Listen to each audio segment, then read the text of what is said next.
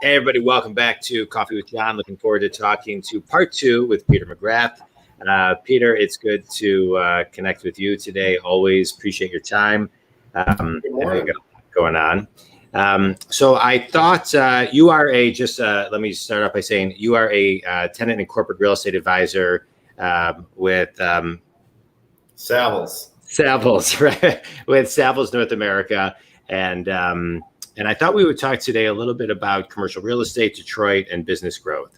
Talk a little bit about what we're seeing when it comes to the real estate market in Detroit.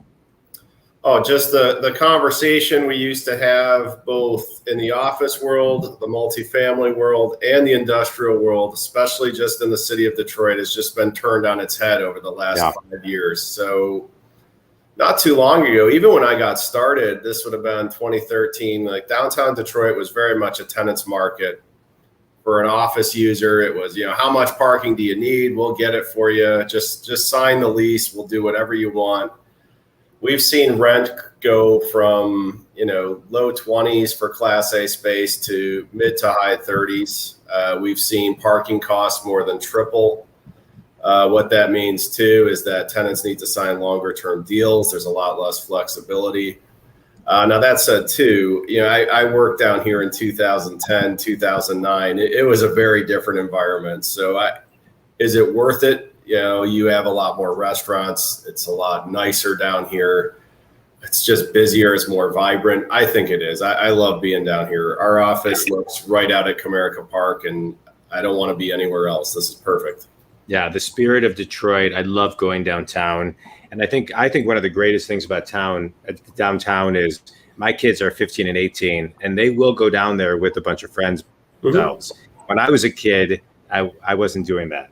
And so to me, it's just the energy. I go down there all the time with friends, with my family.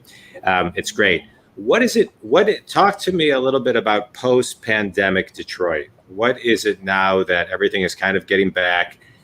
Big office market. I know, lots of people are toning down their office. Some are calling people back. Some are hybriding.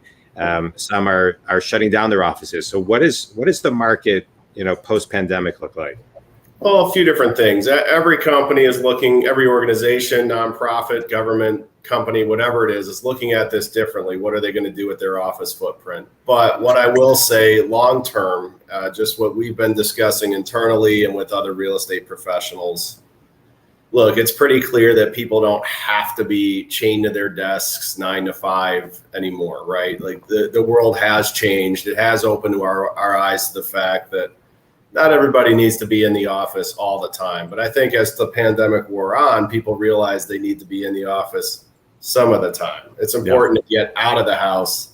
It's important to build relationships with your colleagues. And it is sometimes nice to use that high-speed voice technology in the office to just yell something down the hall, right? And to the extent that, we see people coming back, we think, an amenity-rich market like downtown Detroit where there's stuff to do, parks, walkability, places to go get drinks after work, and go to a ball game, what have you, that's going to be the market where companies go and relocate to, because that's the place where if you're going to have a lease for an office, it's going to be someplace fun. It's going to be a destination. It's going to be something that brings people out of their house, out of their pajama pants.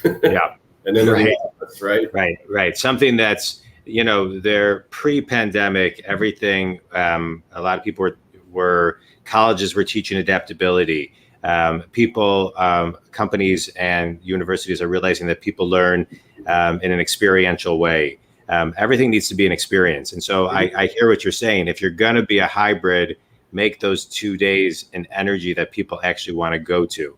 Downtown, downtown Detroit, I would think, downtown Birmingham, downtown Royal Oak, those areas are going to be areas that companies are maybe we're going to see more velocity in. Oh, absolutely. And the market that has always kind of been impervious to the ups and downs of Michigan's economy has always been Ann Arbor. And guess what? Ann Arbor, by far and away the most vibrant downtown, probably between Chicago and New York. I can't think of another alternative that kind of fits the bill or checks those boxes. Yeah. And that's just the way it is. I think if you're going to sign an office lease, if you're going to, it's almost as expensive to be in the suburbs as it is downtown. Why go halfway, right? Yeah. So, and just what people have concerns about parking, people have concerns about other things. And I'm just like, look, your car is parked all day, whether you're in the suburb or you're downtown. You're not sitting in your car. Right. No, I think that's well said. Hours of your day exciting and interesting. And like I said earlier, I moved back down here a couple of years ago to work and haven't looked back. And I love being down here again. It's great. Yeah, I love it. I love that the city of Detroit continues to grow and be more prosperous. I think it's great. All right, Peter, tell everybody who your ideal clients are and how they can connect with you. Absolutely. So basically, a client of ours or an ideal client of ours is a tenant or occupier of commercial real estate. They typically lease space, but sometimes they own it.